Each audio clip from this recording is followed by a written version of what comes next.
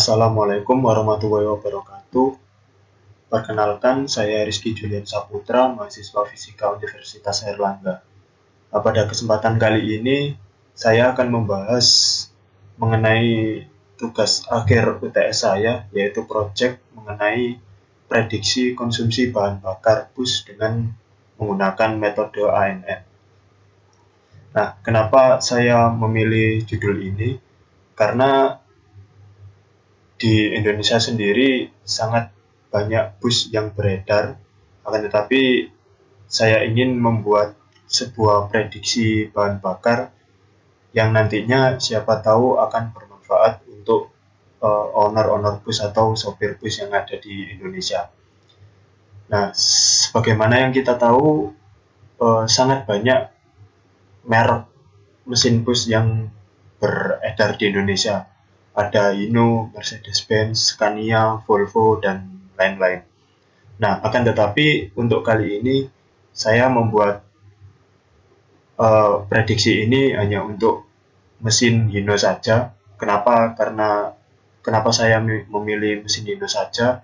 Karena untuk saat ini kebanyakan bus yang beredar di Indonesia adalah memakai sasis Hino, baik itu untuk kendaraan umum antar kota, antar provinsi, dan juga pariwisata. Mungkin ada beberapa alasan kenapa owner itu memilih sasis Hino ini, yaitu yang pertama karena harganya lebih terjangkau dan juga perawatannya mudah dilakukan dan spare part-nya mudah dicari, seperti itu. Nah, di sini saya sudah melakukan riset sehingga kita dapatkan dataset seperti yang tertampil di sini. Nah, di sini ada tipe mesin, ada berat busnya, kemudian kecepatan rata-rata saat sopir menggunakan bus tersebut, kemudian usia di sini dalam satuan bulan, kemudian perawatan, dan juga jarak dan kategori. Nah, ini mari kita bahas satu persatu. Untuk tipe mesin sendiri, di sini saya golongkan berdasarkan tenaga maksimal yang diperoleh sama mesin tersebut. Jadi di Hino sendiri itu kodenya menyantumkan tenaga maksimal dari mesin tersebut. Seperti contoh mesin Hino RM280, berarti mesin tersebut tenaga maksimalnya adalah 280 horsepower. Kemudian ada juga Hino RK8 atau biasa disebut Hino R260. Berarti mesin tersebut tenaga maksimalnya adalah 260 horsepower. Seperti itu. Nah, kenapa saya cantumkan tipe mesin ini sebagai salah satu parameter untuk mengukur berapa jarak yang akan ditempuh dan kategorinya. Nah, di sini nanti saya akan membandingkan, memprediksi berapa sih jarak yang akan ditempuh bus tersebut jika dibawahi solar atau BBM sebanyak 1 liter, dan nanti kategorinya itu termasuk kategori yang boros atau irit atau normal, seperti itu. Nah, setelah tipe mesin, selanjutnya parameter yang mempengaruhi adalah berat dari bus itu sendiri. Nah, untuk berat di sini macam-macam, yaitu terdiri dari berat chassis, berat dari bodi, dan juga berat dari penumpang. Di sini saya cari juga seperti beberapa bodi seperti dari Jetbus SHD, Jetbus MHD diperoleh data pada kolom nomor 2 ini. Kemudian yang ke kolom ketiga adalah kecepatan.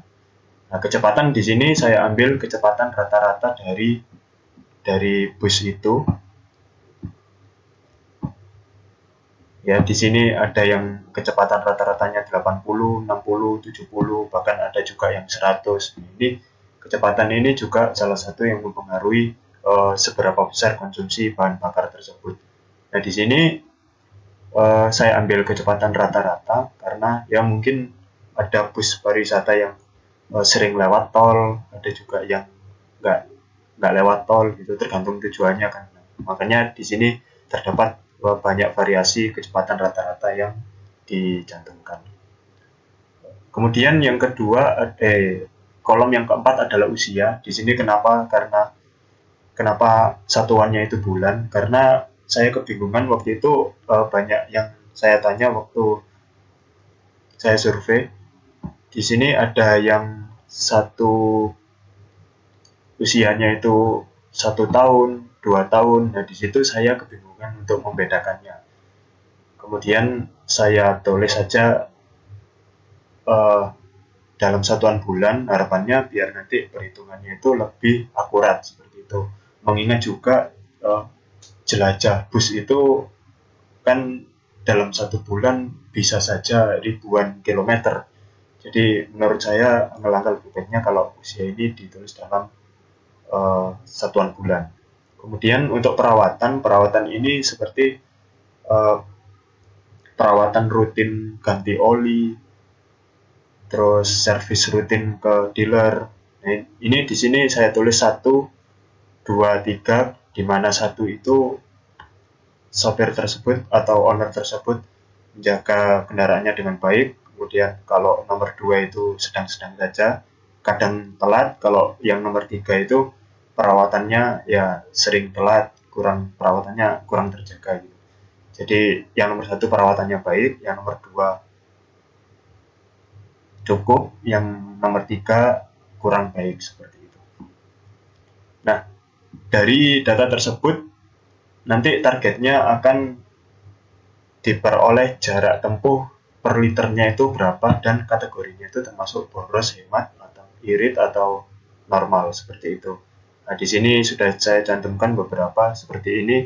Yang pertama ada normal, yaitu jarak tempuhnya 3,8 km per liter. Kemudian ada juga yang boros, ini hanya sekitar, ini yang irit sekitar 4,3 km per liter. Ini yang perawatannya baik dan usianya juga masih cukup muda ya, 10 bulan, artinya belum 1 tahun. Ya, kira-kira seperti itu pembahasan singkatnya. Mari kita lanjut untuk ke pemrogramannya. Nah, pemrogramannya di sini kita yang pertama adalah seperti yang saya sebut tadi, kita menggunakan metode ANN untuk memprediksi konsumsi bahan bakar dari bus tersebut. Nah, di sini yang pertama yang perlu kita lakukan adalah mengimpor library yang akan kita butuhkan nanti. Ya, seperti di sini ada impor NumPy, ASNP, kemudian Pandas ASPD, dan library yang lain. Nah, kalau misal belum diimpor nanti ada tulisan error di bagian sininya, di bagian hasil, ya berarti kita harus install dulu. Kita ketikkan pip install NumPy ASPD, NumPy ASNP. Nah, kemudian selanjutnya adalah load dataset, yaitu di sini proses pemasukan data, karena di sini tadi datanya saya itu berupa CSV, jadi pemisahnya itu titik koma seperti ini ya. Ini kalau dimasukkan di Excel nanti ada berupa tabel, yaitu tabel kolom 1 itu tipe mesin, kolom 2 itu berat, kolom 3 kecepatan, usia, dan seterusnya seperti itu. Nah, kemudian dari Excel kita bagikan untuk kita upload di sini. Kemudian nanti data ini bisa kita panggil di sini, di bagian program. Nah, kemudian untuk memanggil file ini bisa kita tuliskan patch-nya, yaitu patch-nya kita copy, kemudian kita tempel di sini. Nah, setelah itu file ini akan terpanggil. Nah, seperti yang saya bilang di awal tadi, kita akan membentuk dari data X ini adalah data yang diuji, yaitu tipe mesin, berat, kecepatan, usia, dan juga perawatan. Ini nanti data yang akan kita uji. Kemudian targetnya itu adalah memperoleh data jarak tempuh per liter dan juga kategorinya itu apa, irit ataukah boros ataukah normal, seperti itu. Nah, kemudian selanjutnya adalah kita pisahkan X dan Y. Nah, di sini filenya yang diambil yang kolom berapa, seperti itu, yang X, Y ini. Kemudian yang selanjutnya ini adalah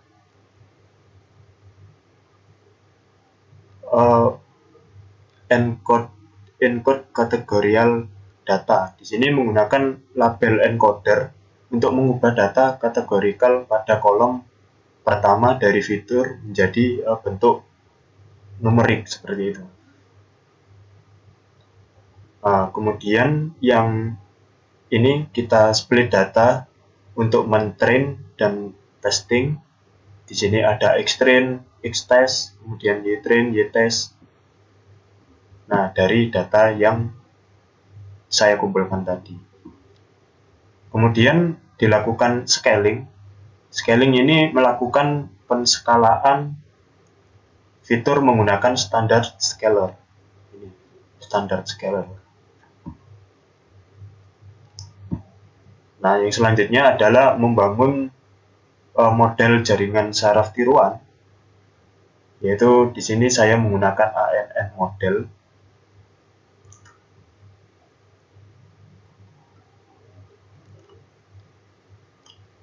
Jumlah unit dan aktivasinya di sini saya menggunakan aktivasi relu dan juga linear. Di sini unitnya bisa bebas sesuai dengan kebutuhan. Kemudian langkah selanjutnya adalah mengcompile model. Nah, di sini saya menggunakan optimizer Adam. Optimizer Adam ini adalah optimizer yang digunakan untuk menggabungkan metode gradien turun stokastik dengan metode momentum. Ini menghitung gradien setiap parameter yang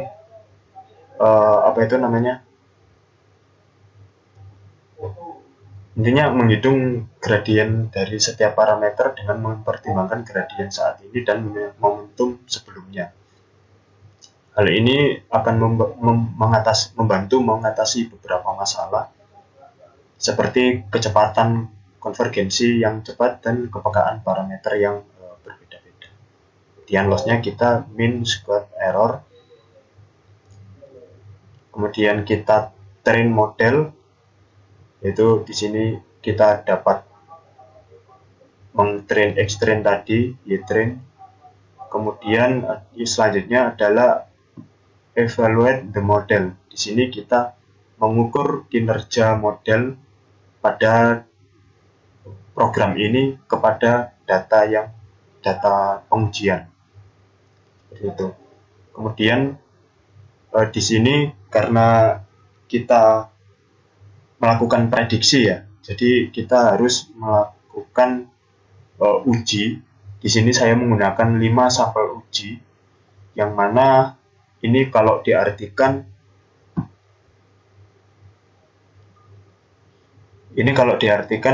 saya menguji 2 mesin bus dengan 280 horsepower tenaga maksimalnya.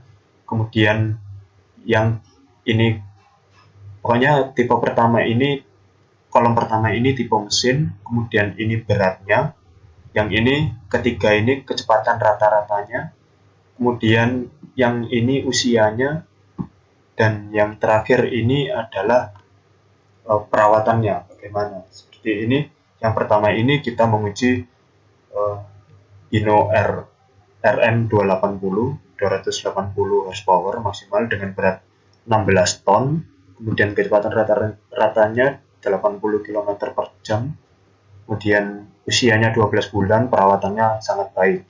Kemudian ini ada lagi Hino RK 280, beratnya sekian, kecepatannya sekian, perawatannya baik, dan masih banyak lagi. Ini Hino RN260, Hino R215, Hino 285. Di sini perawatannya juga ada yang baik, ada yang normal, normal saja, ada yang bahkan kurang terawat ya, ini Hino 215. Nah, kemudian dari sini kita buat prediksi dari 5 uji ini menggunakan metode yang INN yang sudah kita latih di atas, seperti itu. Nah, kemudian coba kita run program ini. Nah, diperoleh hasil ya ini. Jadi ini nanti hasilnya itu berupa ini ya, matriks teman-teman. Karena tadi yang saya minta adalah jarak dan kategori, jadi ada 2 target. Mana tadi? Nah, ini ada jarak dan juga kategori, jadi hasilnya nanti ada 2. Kalau dilihat di hasil sebelah sini berarti yang ini adalah jarak tempuhnya, kemudian yang ini adalah kategorinya. Nah, kalau dilihat dari sini seperti ini 0,5 km per liter, kemudian ini 1 km per liter, terus ini 0,7, 0,5. Nah, sebenarnya data ini kurang akurat ya prediksi saya, karena harusnya nggak sekian. Kalau misal jaraknya sekian, ya berarti kesimpulannya mesin yang saya ujikan tadi sangat boros. Nah, kenapa saya bisa prediksi saya ini salah? Nah, kemungkinan ini kalau dilihat dari mean square error on the test set, ini nilainya cukup besar ya, 4,7. Nah, ini nilai MSE ini semakin kecil semakin baik. Nah, karena di sini 4,7 ya berarti kemungkinan program yang saya buat ini masih lemah, atau bisa juga data yang saya ujikan ini kurang. Karena di sini saya hanya memasukkan 40 data, dan itu pun dari survei saya ke sopir dan juga owner-owner bus seperti itu. Nah, mungkin alangkah lebih baiknya untuk peneliti-peneliti selanjutnya, alangkah lebih baiknya pakai data yang valid, ya, yang benar-benar valid, karena ini saya tanyakan belum tentu valid ya. Dan seperti banyak errornya, kayak berat maksimal, ini kan saya cuma menghitung dari chassis dan juga berat bodi seperti itu, tidak penumpangnya juga. Kemudian untuk kecepatannya kan kecepatan rata-rata. Jadi misalnya saya tanya dari Surabaya sampai ke Jombang butuh berapa liter kecepatannya, berapa liter gitu. Dan itu saya menyimpulkan bahwa kecepatannya kan nggak mungkin konstan ya. Itu hanya pandangan dari sopir itu sendiri, dan juga jaraknya ini bisa jadi jarak tempuh per liternya itu kurang akurat. Karena kan ada juga mobil atau bus yang indikator BBM-nya itu masih jarum seperti itu. Jadi ya intinya data yang saya dapat ini kurang akurat, dan saya cari di jurnal pun juga belum ada seperti itu. Itu kendala dalam proyek saya ini. Oleh karena itu hasilnya kurang memuaskan di bagian akhirnya.